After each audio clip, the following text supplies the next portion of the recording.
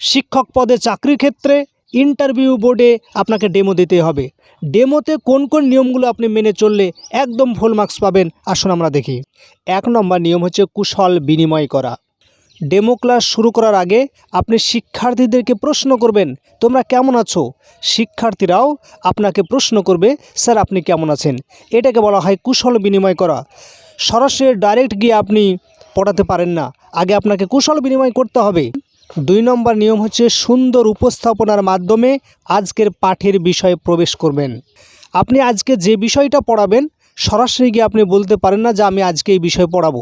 আপনাকে একটা সুন্দর ঘটনার মধ্যে দিয়ে বা সুন্দর গল্পের মধ্যে দিয়ে বা কোনো বাস্তব ঘটনা তুলে ধরে আপনাকে সুন্দরভাবে উপস্থাপনা করতে হবে এবং আস্তে আস্তে পাঠের বিষয়টাকে তাদেরকে জানাতে হবে যে আজকে আমি এই বিষয়ে পড়াবো। এইভাবে আপনি সুন্দর উপস্থাপনার মধ্যে দিয়ে আজকে কি পড়াবেন সেটাকে জানিয়ে দেবেন। 3 নম্বর নিয়ম হচ্ছে উচ্চস্বরে শিক্ষাদান। যখন আপনি ডেমো ক্লাসে ছাত্রদেরকে বোঝাবেন তখন আপনার কণ্ঠস্বর হবে উচ্চস্বরে। আপনি আস্তে আস্তে বলবেন না, নিম্ন স্বরে বলবেন না, তাহলে মার্ক কাটা যাবে। 4 নম্বর নিয়ম হচ্ছে বড় ও স্পষ্ট এবং নির্ভুল হাতের লেখা। আপনি যখন ছাত্রদেরকে কোনো কিছু বোর্ডে বোঝাবেন তখন আপনার হাতের লেখা হবে বড় সাইজের এবং স্পষ্ট যেন বোঝা যায়, এবং যেটা লিখবেন তার বানান যেন নির্ভুল হয়ে থাকে সেই দিকে গুরুত্ব দিবেন। 5 নম্বর নিয়ম হচ্ছে নাটকীয়ভাবে বাস্তব চিত্রের সাহায্যে ও অঙ্গিভঙ্গি এবং পোজিং বা অঙ্গ বিন্যাসের ব্যবহার করবেন। যখন আপনি কোনো কিছু শিক্ষার্থীদেরকে বোঝাবেন তখন আপনি বাস্তব চিত্রের সাহায্যে বোঝানোর চেষ্টা করবেন, অর্থাৎ বোর্ডে আপনি ছবি এঁকে বোঝাবেন এবং নাটকীয় একটু ভাবধারা নিয়ে বোঝানোর চেষ্টা করবেন। কখনোই আপনি স্ট্যাচু বা মূর্তির মতো এক জায়গায় দাঁড়িয়ে বোঝাবেন না। আপনাকে বিশেষ অঙ্গভঙ্গি, হাত পা নড়িয়ে এবং পোজিং রেখে আপনাকে বোঝাতে হবে, তাহলে ক্লাসটা খুবই আকর্ষণীয় বলে মনে হবে।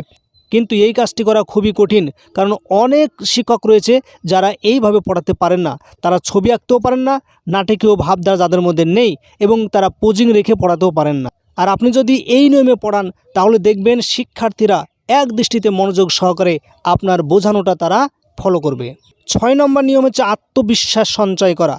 আপনি তখনই শিক্ষার্থীদেরকে ভালো করে বোঝাতে পারবেন বা ক্লাসটা ভালো করে নিতে পারবেন যদি আপনার আত্মবিশ্বাস থাকে যে না আমি ভালোভাবে ক্লাস নিতে পারবো। আর যদি আপনার আত্মবিশ্বাস না থাকে, হয়তো আমি বোঝাতে পারবো না বা আমার বোঝানোটা ভুল হচ্ছে, এরকম যদি আত্মবিশ্বাসহীন হয়ে পড়েন তাহলে ডেমো ক্লাসটা ভালো হবে না। আপনি এই আত্মবিশ্বাসটা সঞ্চয় করুন যে আমি অবশ্যই ভালোভাবে ডেমো ক্লাসটা করতে পারবো। 7 নম্বর নিয়ম হচ্ছে ফিডব্যাক নেওয়া বা প্রশ্ন করা।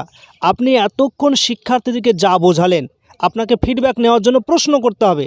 আপনি কাল্পনিকভাবে ছাত্রদেরকে প্রশ্ন করুন যে রবিন তুমি কি এটা বুঝতে পেরেছো, বা বলো তো এই প্রাণীটার নাম কি, এরকম কয়েকটা প্রশ্ন করবেন।